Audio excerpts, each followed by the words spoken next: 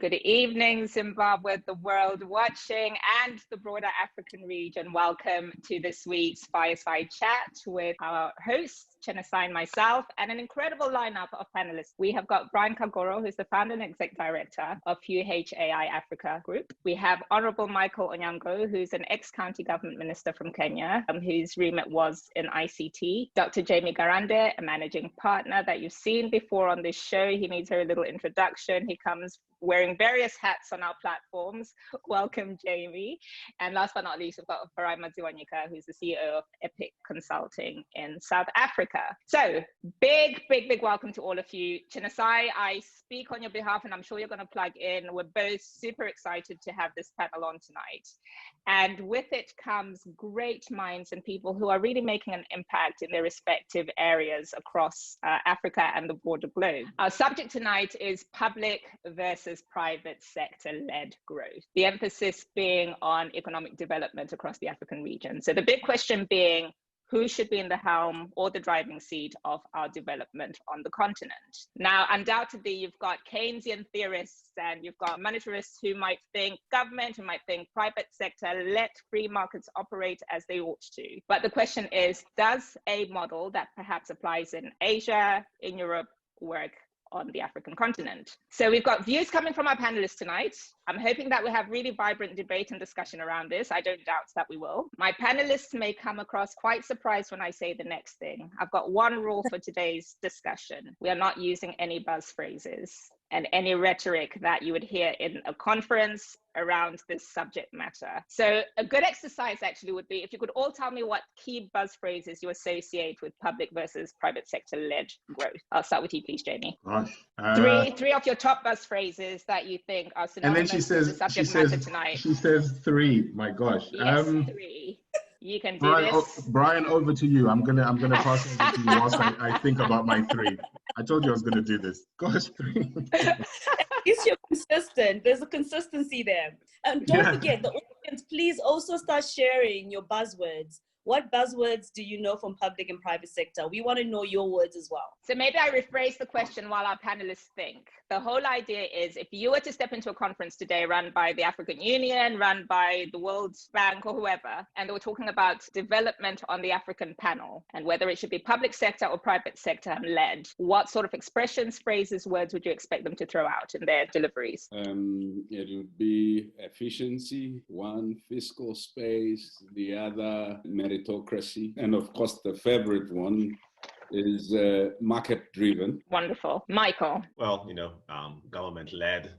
And that's the big one that's always there. And that's the one I'm just going to go with because I think that's the one that sticks in everybody's head all the time. Right.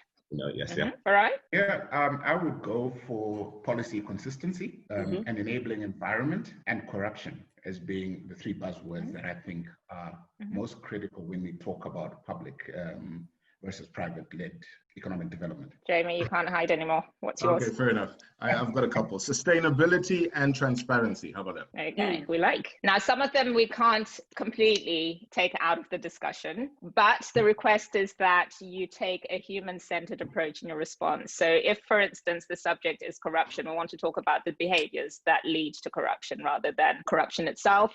And the whole point is really not to hide around institutional psychology. So we want to really deep dive into what creates these behaviors and how best they can be avoided. So my very first question is going to, let's start with Honorable Michael Onyango, who's given me permission to call him Michael. So I'm not being disrespectful for anyone who might be wondering where my manners are. Your space is ICT. And when I think about African development, there's a lot of concern around how far behind the curve Africa is as a continent in terms of its readiness for the fourth industrial revolution. What role do you think that private sector or indeed the public sector should be playing in fixing this concern? First and foremost, I think to throw it to private sector is then to get governments off the hook, which I think is wrong. And I'll tell you why I say that.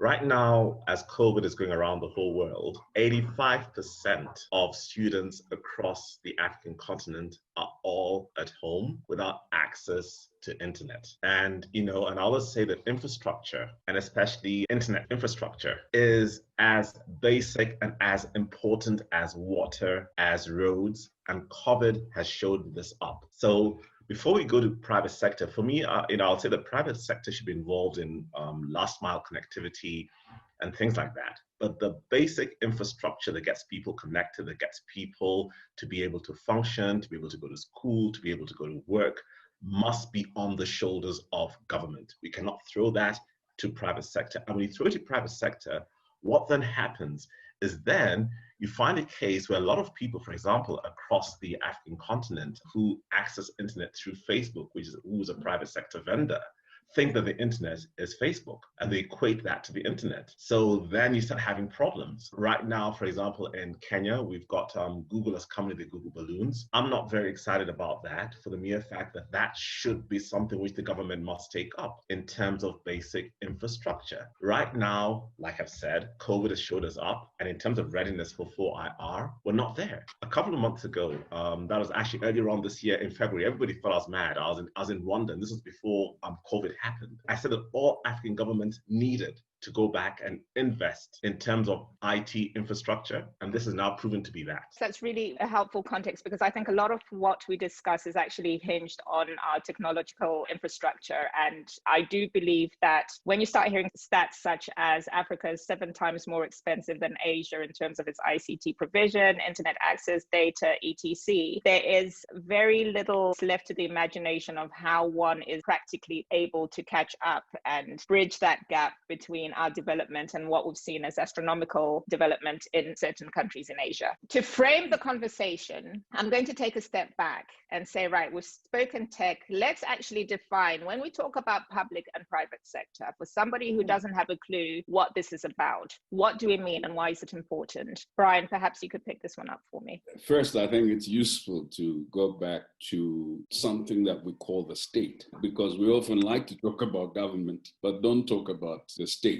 And it will have 3 components to it that are key, in fact, in the conversation we're going to have. The one is to have a political leadership that's committed to national development, and that has a clear plan, if you like, and vision of that national development. But number 2 is to have a competent public administration or civil service or professional bureaucracy that's autonomous, that's able to make decisions, that has the power to implement programs.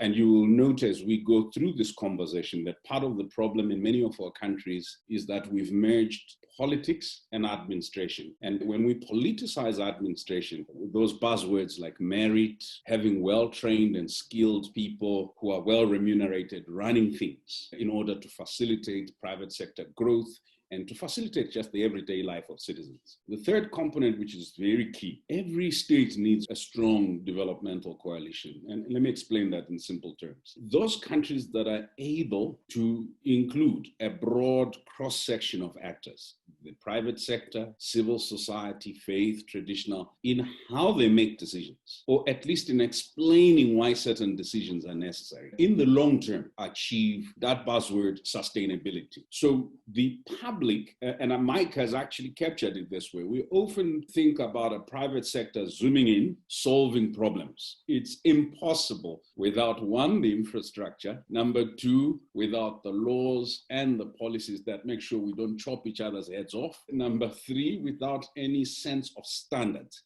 I think Africa has complained about certain nations dumping goods that are substandard. That role of regulating and ensuring that they are standards needs to be played by this thing that I'm calling the state. But it can't do that if it is not competent, it doesn't have the requisite skills and people in the right place. So in a sense, my small bit is that they are mutually reinforcing, they help each other to deliver. And we need to ask ourselves, what is the fair balance of the different roles? So we're talking a non-binary setup here where you cannot have one without the other, essentially. And to that point, I was reading an article in Fin24, and the writer writes, South Africa needs both private sector and public sector. It's neither private versus public anymore. We really need to walk into a space where we are finding that balance. And it's the how do we find this fine balance that we need to focus our headspace in. And see how these entities both merge. So we do need both, I think. So I've had discussions with Jamie in the past where we touched on FDI in a roundabout way, right? Yeah. So this over-reliance on foreign investment into a country, Africa is kind of reputationally that continent that's out with a begging bowl more often than not.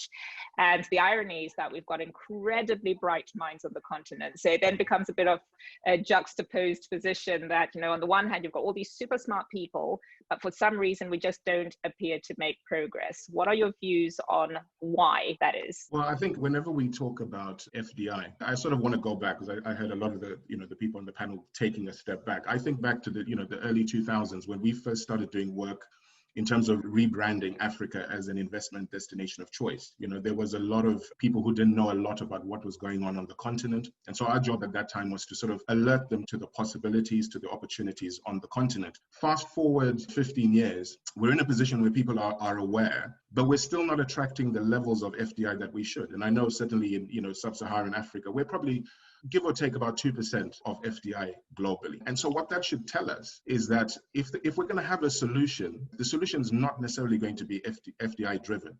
If anything, and I think you touched on the solution is going to be the young minds, the entrepreneurs, the people on the ground who are actually starting to drive economic growth. If you take a step back again, a lot of the focus had been traditionally on multinationals. So multinationals come in, as you said, they swoop in, they've got money, and then they're supposed to be our Batmans or our Supermans.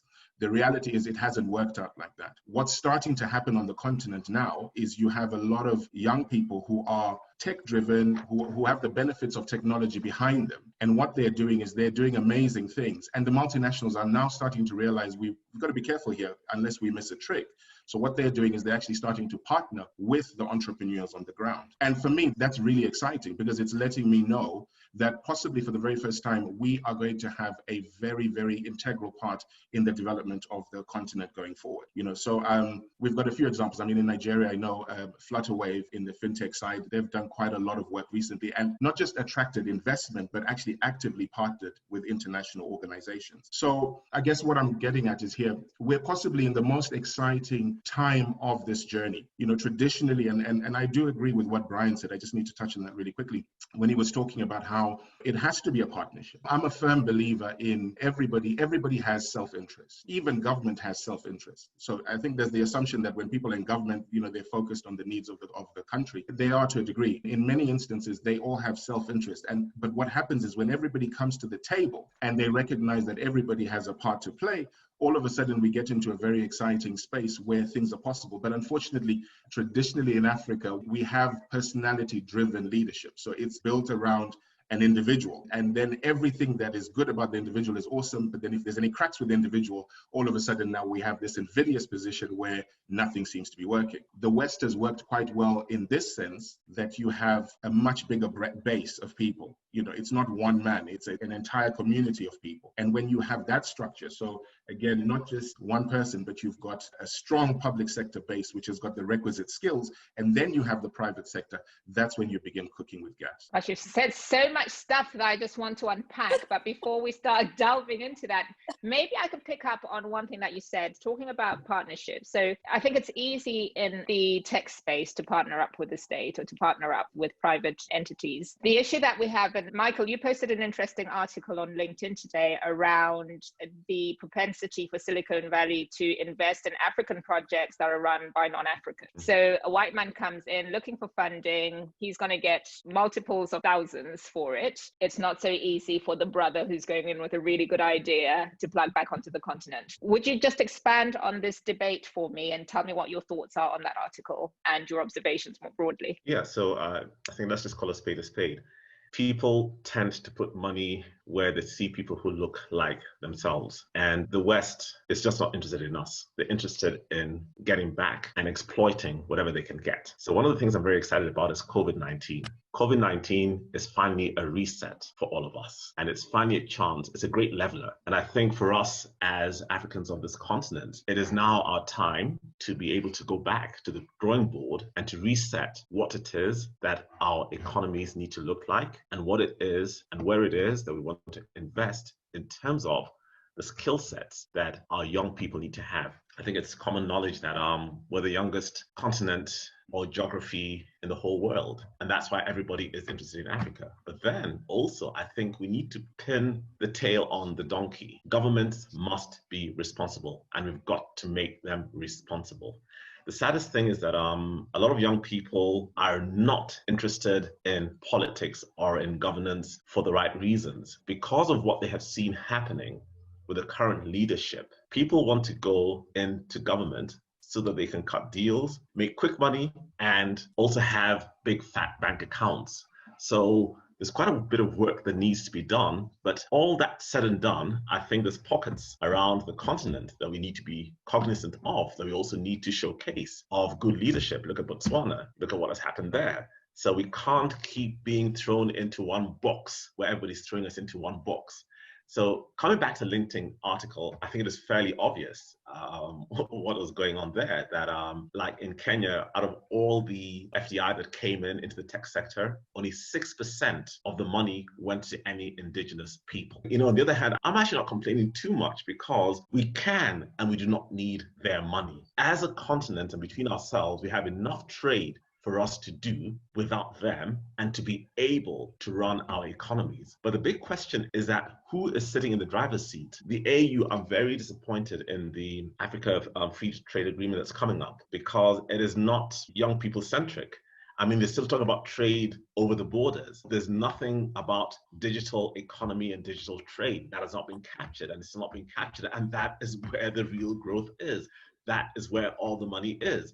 So it is important for us here, and I'm very excited, in fact, and I must say, Mucha and Janasi, thank you very much. This is the first time I'm actually on a live panel where everybody is Black, and I'm saying it bluntly, you know, and not some expert who's from some university somewhere coming to tell us what direction we need to be going in. So we must start owning our space, our economies, our conversations. We must start designing what we need to do and stop thinking that somebody sitting in Harvard or sitting in Oxford knows better and can tell us what to do. They have no clue about what to do.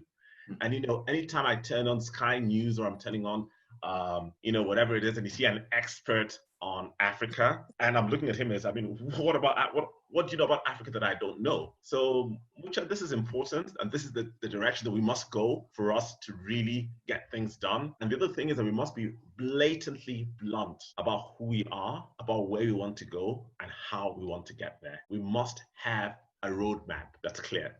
Absolutely. And Michael, it's funny you talk about this idea of having experts. Just earlier on today on LinkedIn, a large organization is, you know, CEO saying how excited he is to be hosting a panel on Africa Tomorrow, it's entitled, and all his panelists are white. So I couldn't resist putting in a note to say, it's a shame you couldn't have an African to talk about tomorrow's Africa. I'm sure I'm not popular after posting that, but this really does get on my nerves. You've got bright African minds across the board. Why are we needing everybody else to tell us how to run our affairs?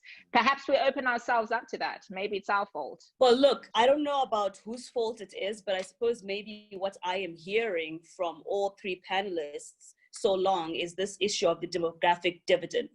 So we have an advantage with the demographic dividend. And I'm sitting here wondering, what is it that is so hard, making it so hard for us, whether we're in private sector, to educate our people? Why is that such a hard task? And I want to give a very basic example. Back in the day when our parents grew up, if one person made it, the whole dinza, we call it, the whole people would make it. Nowadays, one person will make it and one person will make it. Why is it so hard for us to invest in educating our people from public sector to private sector investments? What's so hard about that? And economics broadly is linked to culture, right? So there's something to be said about, you know, Jamie, you touched on the character of leadership and how that has got a ripple effect on citizenry. I am always quite keen to think through the role that citizens ought to be playing in this sort of dialogue. So this abdication of responsibility to institutions kind of needs to stop. We're saying it's the government's responsibility, it's the private sector's responsibility. My question for Rai is, what is our responsibility? You know, you touched on some salient points.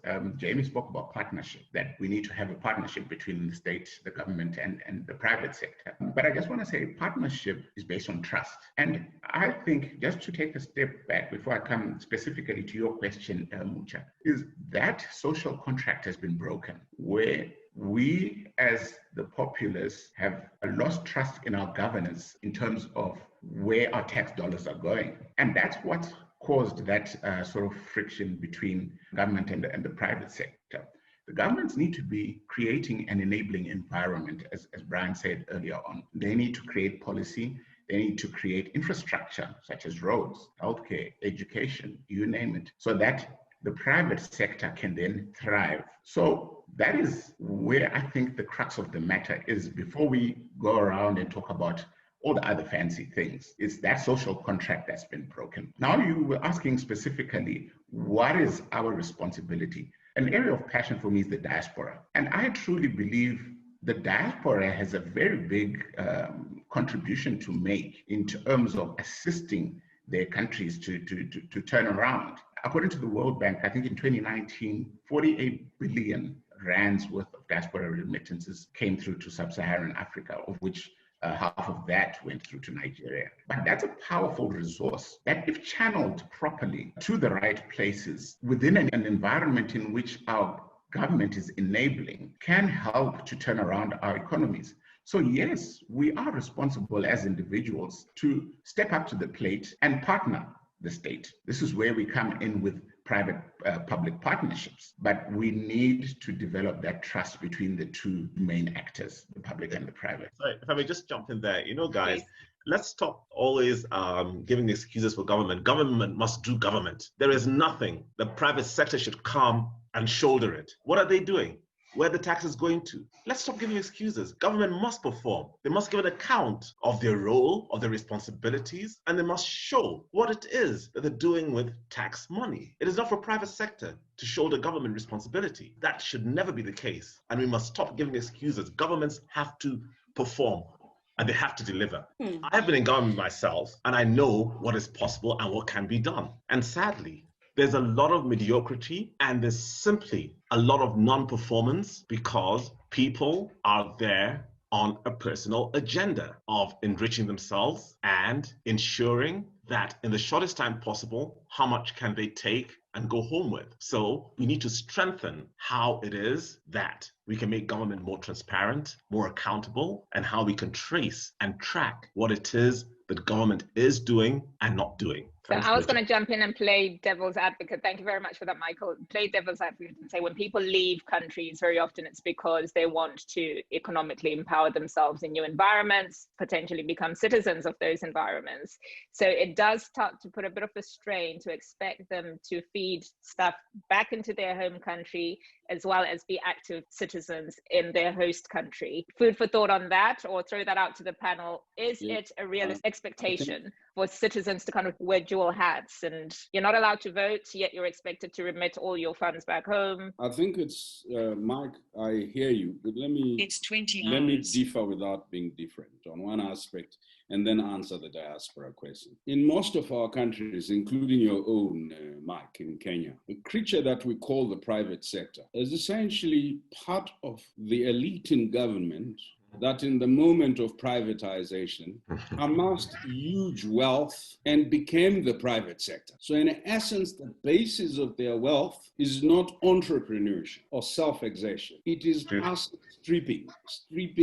So would I sit here and sanctimoniously suggest that that group of people have no obligation in their incarnation as private sector to contribute to public? No, of course. They got the assets, pay little or no taxation at all, they pass laws to benefit themselves and to ensure that they escape any liability. So there is the way we talk about the private sector in normal society and the way we must talk about public sector in our society. Farai, you sit in South Africa. The entire state capture project shows how folk within the public sector have managed to create themselves into the most dominant force within the private sector, right? With access to assets, to capital, and so the space that's left for the young people who are not politically aligned, young people who are not aligned by virtue of ethnicity or family, is very little.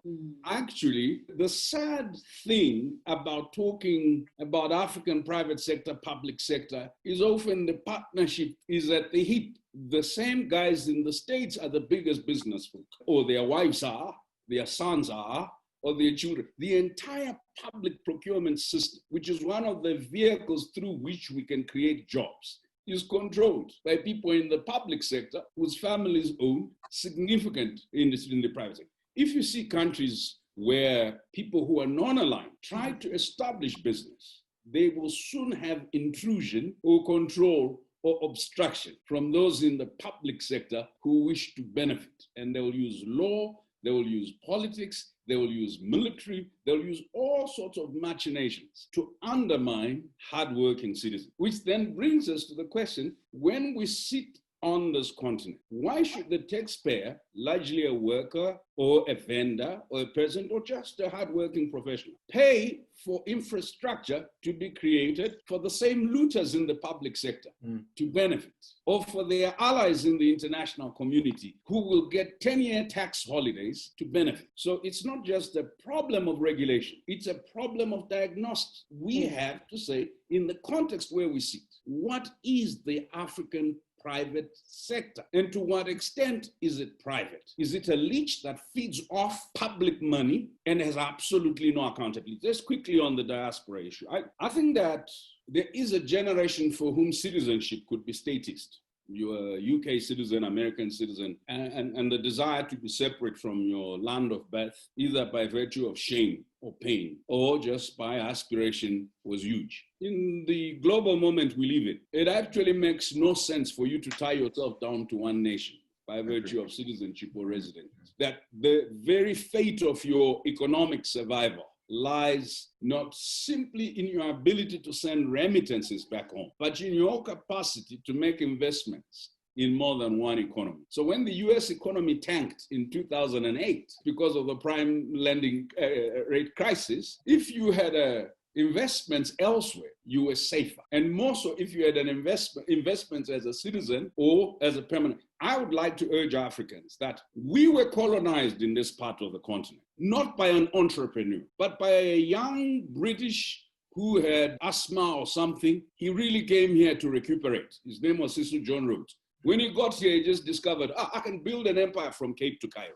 Why was he not just thinking about? It is important for us as Africans to start thinking, how do we become transnational players? How do we escape this insatiable desire for nativity, to belong to one geographic space or country? How do we essentially also begin to see ourselves as professionals working in Asia, in Latin America, and elsewhere, as investors in those territories? Everybody's investing in Africa. Even the poorest Indian knows how to invest in Africa. The poorest Chinese. Here we are, high-end professional Africans. The most we are able to do is to domicile ourselves in these functional economies, and we have no investments elsewhere. So we are still worse than the peasants because we are on survival economy. Sorry. Sure, and I do wonder whether the investment argument is, well, at least for the people sitting outside of the continent, is driven by this fear of loss. So you don't have very sophisticated capital markets in Africa. We don't have very well-structured economic zones. I mean, they're there, but they come with their flaws. And I think the average person might feel that they stand to lose quite a lot and may rather invest in Silicon Valley rather than the continent because of regulation, because their money is going to go into a dark hole. Biggest amount of money, Mucha, that the guys in Silicon Valley, on Wall Street, and sitting in Asia and Whitehall are making is from Africa. The same place where there are no regulations. So how and I say these things deliberately. Yeah. I say these things deliberately, but I hear you. Genocide. I have a sense that we, by the way, I do like the deconstruction by Brian. I think Brian is bringing it back to the bottom as well, right? There is a responsibility in that 3 pillars that he defined at the beginning, that citizens play. The citizenry is a machinery that can actually change things, right? But I like the deconstruction and then borrowing from the social contract theory. we can't have a social contract theory. We cannot reimagine what we need to do in Africa, whether in public sector or private sector, without taking it all the way to the bottom. I go back to my question. Why are we suffering from educating our own? Let's forget the private sector, the institution, this. Let's just introspect into the individual, because I believe all these issues sometimes culminate based on individual contribution. So yes, the state has a role, but what is it that we are being socialized to understand as the role of that citizen, the responsibility? I would like us to take it all the way to the bottom, to each citizen that builds a nation, etc. What is it about us as individuals that we are diagnosing as citizens of Africa that's not adding up and contributing to the economic development? I'm going to throw out Maslow's hierarchy of needs. If you can't fulfill that bottom tier, then I think everything else becomes quite philosophical in my view. Correct? Absolutely true. Yeah, if I could come in there, just to answer to Chen's side, I think Brian spoke about the issues of corruption, really, without as much labeling it that in terms of who's muscling out everyone else and hogging all the resources. And that's one of the three buzzwords I'd mentioned at the beginning, the issue of corruption. The issue of corruption is such that it talks into the breaking of the social contract. We have lost trust because we know that our tax dollar is not going to go where it's supposed to go. And Brian then also mentioned the issue about us not hooking ourselves into an address or into a location, but becoming global players and global citizens. But I would like to argue a point there, to say if we cannot clean up our own house, or if we cannot invest in our own countries, in our own continent, who will? And so we leave it to the Europeans, we leave it to the Americans, the Russians, the Chinese, to come and occupy space we are not occupying as we run off elsewhere. And then we turn around and complain that we are being muscled out of our own economies, our own resources, being ill-treated in factories. Why are we not owning those factories? And yes, I do understand there's the issue of corruption, and I think that's where we need to focus on. To say, before we run off and go and start investing on other continents, first of all, I mentioned the issue of the diaspora. It's people like us who are leaving our own homes and going to other countries on the African continent and further. Those are the issues we need to talk about. Why is that happening? What is it that's causing people to flee their countries?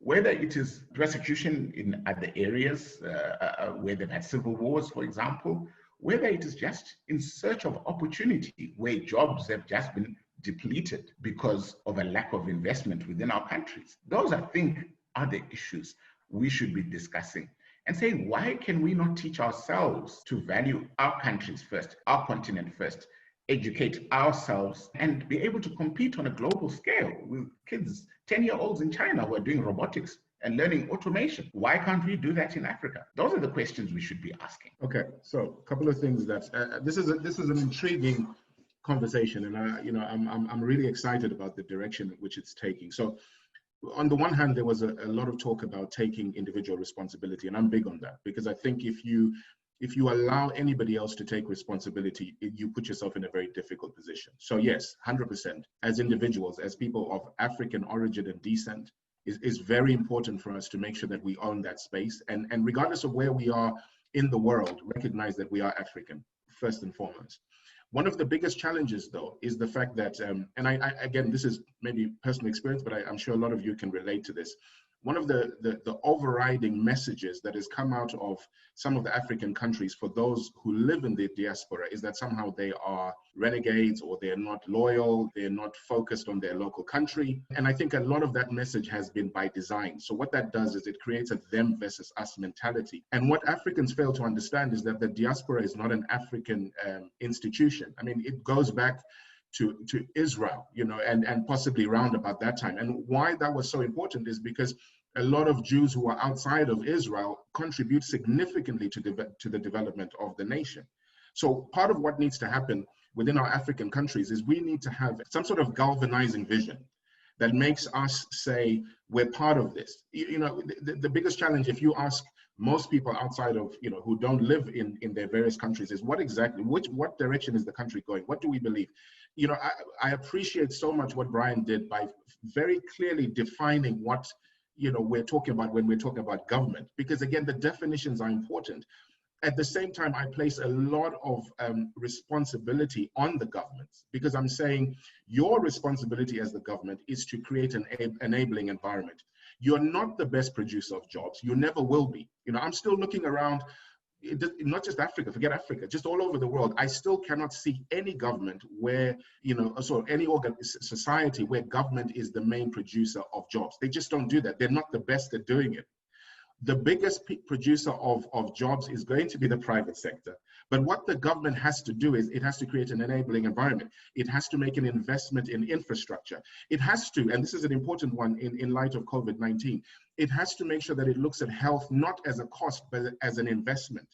So what it does is it creates an environment where people in the private sector, whether it's people, multinationals or anybody, or citizens in foreign countries, can actually come into the country and say, we're prepared to do something here because we know we're not going to put our money in a hole and it's going to disappear. So Jamie, I'll jump in and say, let's take China as a case study, right? Yeah. So most Chinese entities are state-owned. They are at the helm of all the infra development. They are at the helm of, the Belt and Road Initiative is written by the state in China. So I beg to differ. I think that the state can actually play quite a fundamental role. And I appreciate that, but here's the thing. In the UK, for example, the public sector employs about 23% of the people. When you look historically, I think when you go back to China, probably in the 70s, they created 100% of jobs. That's going back a long time ago. Okay, probably in 1995, fast forward 20 years, it was about 56%. And that number is going down. Do you see what I mean? If you look at our model in Africa, a lot of what we try to do, so the original model is we have a lot of state-owned enterprises, and what they do is they're responsible for reducing jobs. It has failed cataclysmically. I've spent quite a bit of time.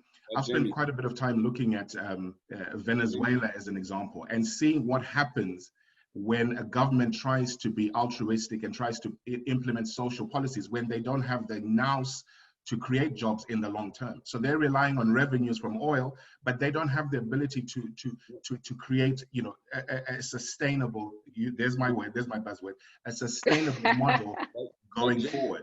The harsh reality is, okay, let me finish, one more.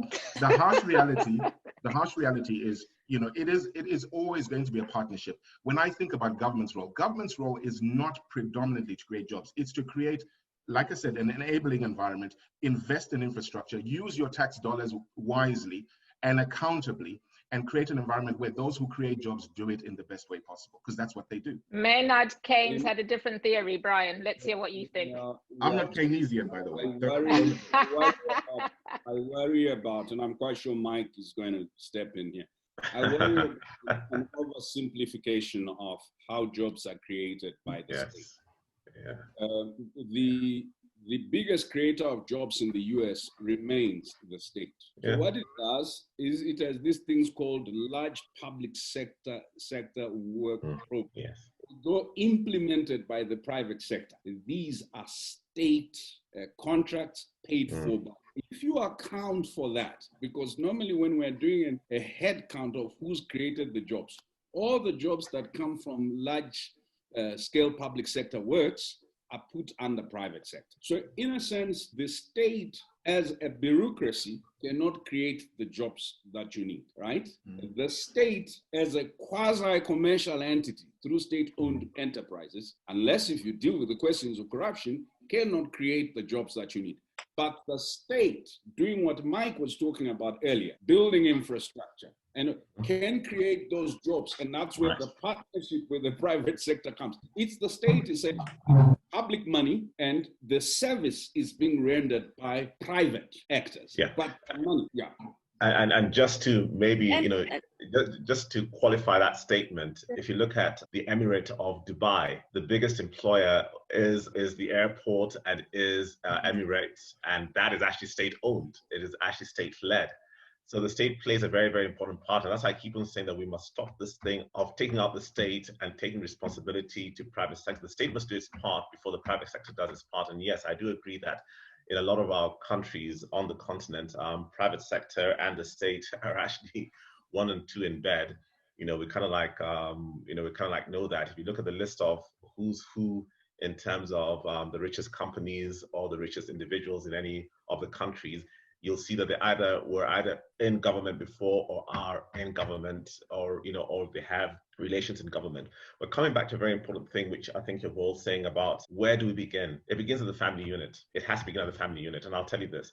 Look at the biggest and the most organized and the strongest cultures of people around the world. Look at India. Look at the East. What is it that keeps them going? It's actually family structure. For those of you who live in London, you find that when you go into their households, they speak in Gujarati or they speak in Hindi, or whether they're in the US. There is something about us losing who we are that is actually destroyed us as a people, coming back to what Chenisai keeps on trying to drill down to, that where is it that we need to be beginning from? Why are we falling apart? It's because the whole basic fabric of the family unit is where it begins. And I'll go back to what Chenisai had said earlier on. How comes it's that our parents were able not just to educate us, but plus the village? It's not that they earned much more than we did, but there's a sense of communal responsibility. And you knew that if you looked after the other people, you're actually looking after yourself. It's actually in your own self-interest. You're actually protecting yourself. So I always laugh, and I always tell people this, that, now, I always tell people, who have homes in the villages that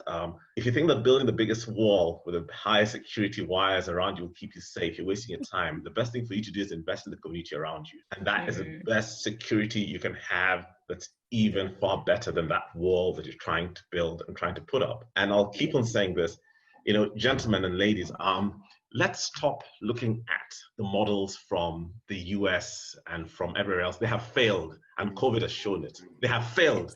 So let's stop copying these failed states. What is it? There's nothing going on there. I've been dying to say There's this. nothing happening.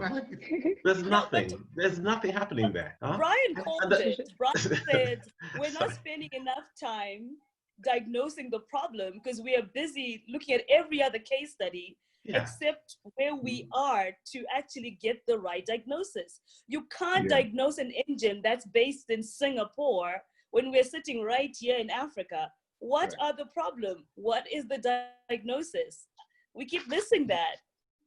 Okay, so let's go into case studies, right? If you think the Africa Development Bank has said that, amongst the 10 fastest growing economies globally, you've got Rwanda, you've got Ethiopia, you've got Cote d'Ivoire, you've got Ghana, Tanzania, and Benin, right? And we're looking at the GDP projection well, it's been blown out the water by COVID, but we're looking at a move from 3.4 to 3.9%. Something is happening in these environments that's working. What is it, and why is everybody else failing at it? Please stop, ignore that nonsense from the ADB. Why? Tell us, Brian, why? We had these fights with our colleagues. I'm a Pan-Africanist, and I start off by saying, if it is not growing our people, and this was Chenisai's concern, it ain't growing at all. And I like something that both yourself and Jamie and Farai said. There was an article in The Guardian 2 days ago. What's essentially happening is foreigners come, set up companies in our shores, right? They are not paying tax. They are not paying our people decent wages. They are not observing any environmental standards, so they don't care about our futures at all. And they set up their companies to do assemblage, whether of vehicles or of technology. And then this drives figures up. And we will say, and we have the nerve to say it's jobless growth. We have the nerve to say it's jobless growth. What does it mean? It means it has not created jobs. But if it has not created jobs, it means it has not contributed to industrialization. If it has not contributed to industrialization, essentially, it has not contributed to productivity that's of benefit to us. So whether it's per capita income measure that you're going to use or happiness, those countries that you're talking about have the highest inequality figures for their own regions. So I said to the bank, why are we measuring the same way the Americans measure what it is that we're calling growth? Who needs if 7%, as the Kenyans like to say, is not in my fridge, it's not there. If 7% is not, look at the bill of importation of food for those countries. or of basic things. What is this contradiction? Ethiopia has been on 7% growth for the last couple of years. And when the reform started under Prime Minister Abiy, the first announcement made is that we can't pay our bills. We need a bailout. How does a 7% growing economy need a bailout? So there is a fixing that's being done to suit a narrative where we massage ourselves based on approval from the West that we are doing well. We must stop this nonsense. The simple measure. So Brian, we're stopping it and replacing it with what? No, we're stopping it and replacing it with where we started before. Are we including our people in growth? Is it growing our skills base and global competitiveness? Not whether we are becoming, and I like Jamie's point on FDI, whether we are becoming more attractive to others. No, it's whether we are becoming attractive enough. I think you were concerned about young people. Enough to young people to be able to stay. Now, this means our policies have to look at how to create a more caring, empathetic, inclusive society, how to focus on those skills that we need. I mean, we were told agriculture doesn't matter. And now that they've come back and said, oh, oopsie, agriculture is going to be the next engine of growth. Suddenly, we all want to get into agriculture. But what have we done for 20 years? We've told young people, get into tech. That's where the money is, right? And now the big business, the people with real money, are trying to buy off every piece of African land. Why? You can speculate on it. World food prices are going to go up. Anyone who holds the stock is going to make money. I think we're either dumb by nature, or we've just become these model missionaries or model mercenaries or intellectual zombies. And I like your points, Mike. Let's ask the question. What does Africa need? First, to feed ourselves. Second, to produce things that matter to us. Because we're producing food that we don't eat, and we're eating food that we don't produce.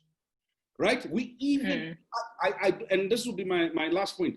I don't like people who measure Africa's wealth using natural resources. You live in the UK and in the US. Nobody says America, a great land. It's got coal. It's got, nobody refers to Germany or to Israel using things that naturally occur in the soil. People refer to institutions of research, of learning. They refer to industries that create things. As long as we are measured on the basis of zebras and elephants and waterfalls, yes, and we thank God for these things, then we're imbeciles for the plucking of others. All right, let's hear it. Yeah, I think Brian is very right. He hit the nail on the head, and to an extent, we are lazy, aren't we? Because, okay, we do have the natural resources.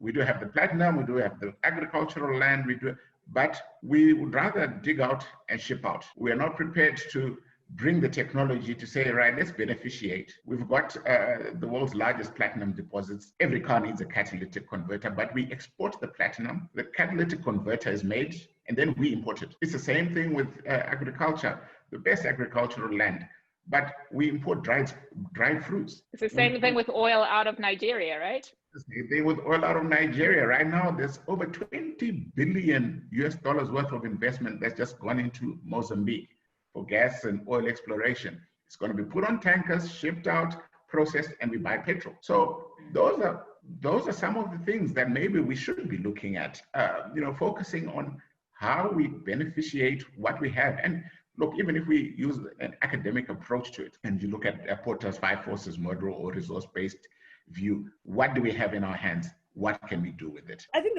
an important point that is coming up is what do we actually need to do? And I'm intrigued because I think Michael, in his work, creating the creative industries roadmap for Kenya, it's really a great piece of work. And I want to explore that thinking that starts to utilize, that is natural in Africa, creativity. Create a roadmap. How do we bring the women from Samburu to Kisumu to the world market? I want to explore a little bit of that thinking, Michael. Okay, great. So very practical. I like being practical. So let me tell you, since COVID happened, so about 6 weeks ago, myself and about 80 other people who got WhatsApp groups in Kenya, what we've done is we've started something called Chiro Friday. So the WhatsApp groups, whether it's your a business group or whether it's an ex high school group or whatever it is, we ask that every single Friday, you allow members of the group, if they've got siblings, if they've got a wife or a husband who has a business, to post that on the WhatsApp group so that other people can know about that service or what is happening, and we can expand that. On LinkedIn, if you just go online today, I actually posted a story of a girl who has totally rebounded in this time of COVID because of business that she's gotten from a WhatsApp group. So like what you said, what do we have in our hands? And I'm a very strong believer in using what we have and not waiting on for some, something else to come upon us and to land on us. So already with the mix of things that we have within ourselves and in our hands and with technology, we're able not just to trade amongst ourselves, but also to ensure, like you said, the women of Samburu can therefore market their products or their produce out into the larger global markets. So it's important that we must be in tune with the times of what's happening now. 4IR, Fourth Industrial Revolution, it's a must. We have to invest there. Even as we do our agriculture that we speak about, we must know that, okay, so how, where, and what are we going to get markets for our produce? There's a whole, in the agricultural value chain, there's a whole place for the farmer, for the techies, for the buyers to all play a role. So I think it is not that one size fits everything, but for now, we as Africans and as Africa must go back to the drawing board. And first and foremost, just trading amongst ourselves alone will cut out import bills from all the input amounts that you keep on talking about, the dried fruits and everything else that keeps on coming in and all these processed goods, because we do have them here. And there are ways in which we're able to exploit and explore and to do these things. So like I've just told you, I have people who live in villages who are not in Nairobi, and they are on WhatsApp groups. And every single Friday, in fact, my best post that I really loved was somebody who actually had a picture. What he did is like, he took a selfie of himself and his maize sacks behind him. And he posted his number. And he said, this is me, and this is my maize, and this is where I am, and this is how much it is. Did I say more? And yet we're waiting for distributed ledger technologies to be implemented in order to start driving trade, right? Really fascinating when you've got simple solutions to simple problems, quite frankly. Okay, now guys, in my final ask to you all, I'd like to go round the table and ask you to please plant one idea of how we change the African narrative from one of doom and gloom to something that inspires hope, responsible citizenry, that inspires responsible governance, and really that starts to motivate change. I'm going to start with Jamie, because you refused to go first. Yeah. Fair enough. Michael, I'm going to say this. I love what what you shared, because I think that reinforces the reality that if we're going to get out of the hole that we find ourselves in, we have to make an investment in our people. This is the single most important focus. We have a skills shortage. We tend to have a big focus on academic pursuit and not a lot of tertiary focus. And I think we need to change that. But the biggest focus, I guess, is making sure that regardless of where we are as citizens of Africa, we have to play our part. It doesn't matter if the environment is not enabling. I think everybody can find a few families to feed. Everybody can find a few families to send to school. And I think if we do that, we will have a compounding effect. And eventually we'll put government where it needs to be. Again, I reinforce what I said. I'm not Keynesian, but we put them where they need to be, where their responsibility is to help to create an environment. And then we keep them accountable. But first and foremost, we are doing the work on the ground. I think it's so important. Let's hear from Farai, please. Look, we'll go back to the issue at hand here, public versus private. Both of them are required. But we need to build strong institutions. We need to hold authorities to account. We need to treat corruption as a cancer and clean it out of our society. It sounds impossible, but it is doable. We need to encourage the young to participate in the issues of governance, because from the young will we get fresher ideas. We cannot continue doing the same thing we've been doing for the past decades and expect anything different. We need new ideas, and those new ideas come with fresh blood. Our education system, we need to totally relook at this again. We need to reskill, we need to upskill, and we need to give skills. So those are the three things that I'm going to say as a continent, if we want to take our place where we want to be in the world, in the global economy,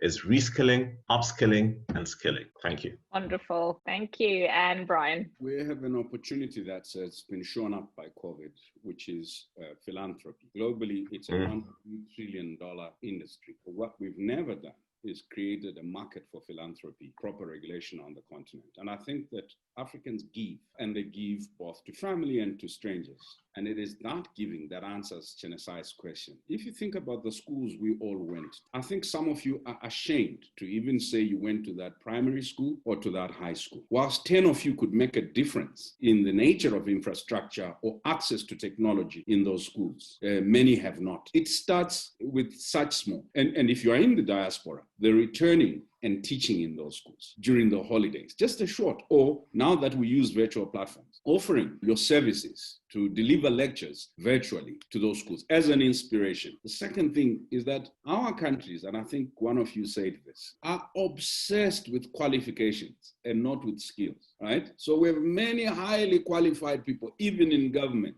holding 3 PhDs, but with absolutely no skill to do statecraft. And I think this skill comes from mentorship, comes from exposure, comes from And then the last thing I want to say is, I think we have an underutilized resource, the African citizenry, and including the African diaspora. I am not persuaded that Kenyan diaspora should only invest in Kenya. I think as we create a continental free trade area, we must be saying to the entire African diaspora, you are going to get preferential treatment as long as we know you are not a front for investment in your own continent. Because the idea of freedom of movement, right of residence, and right of establishment would get us to answer this question. You have countries where engineers and mathematicians are unemployed, and other countries where there is a severe shortage of the same skills. And what is the problem? We're not talking, we're not networking, we're not leveraging enough. We're not even creating skills value chains across the continent. I'd say self-belief and self-confidence is the starting point for all this. In Nigeria, they say, if you are a lizard in your own home, you can't be a crocodile anywhere else. So I think we are lizards, but we want to be crocodiles. So I would say, let's transform in self-confidence. And when we do transform, let's become patriotic.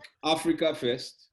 And I know you love your countries, but the reason why I don't obsess about my country, my own country, is, oh, for goodness sake, before those white men sat in 1884 in Berlin drinking whiskey and they were drunk, dividing the continent, I did not belong to that country. It's a fiction that drunk men, white men made up. What I belong to is this collective heritage called Africa. So I refuse to be tribalized, I refuse to be regionalized, I refuse to be contained, because when Europeans come here, they treat us as a country and we must behave as those who know that Africa is our common heritage. If you still want to fight for your little country because you're holding on to a colonial legacy, I wish you the best. But wake up and smell the coffee. Everybody else, China, Africa. Why is China one country calling Africa? Kuwait, Africa. Why is one small country called Kuwait? It's because our leaders lack self-confidence. But we're not idiots. We're not like our leaders. We don't lack self-confidence. Let's wake up. Let's be the ones that convene everybody else. Oh gosh, this is so amazing. It really has me in a good space. But my word today is reimagine. If we are to reimagine the relationship between public and private sector, we need to reimagine the role of the citizen. If we are to reimagine a social contract between state and society, we need to build a social contract within the community first. Because if the community is not cohesive, you can't have a community creating a social contract with the state. So we have to reimagine that citizenry role that will work to build communities, that will work to build a social contract, that will contract between the state, build strong institutions, and institutions that will create an enabling environment for our private sector to thrive. Thank you, Chenesai. And before I close, I would say what I've picked up from tonight has been a host of nuggets, but nuggets that are actionable, which is fantastic. So I do think that the narrative of Africa is changed by a progressive patriotism, by responsible elites. Let's have an open-mindedness, a willingness to learn, to progress. Let's have a diverse way of thinking. Let's bring young people on board and hear their ideas and work in concert. Let's be pragmatic rather than ideological. We want quality across our admin, our production, our environment, our thinking all around. And let finance serve a real economy rather than economies serving financial interests. So you have all been absolutely amazing. Brian, Michael, Farai, Jamie, you've been fantastic. Thank you so much for your time this evening. And hopefully we can call on you again for an all-black panel. Long may these exist. That's a deal. Thank you. Fantastic. Great. Thank you, guys. Thank you very much. Take Okay. care. So much.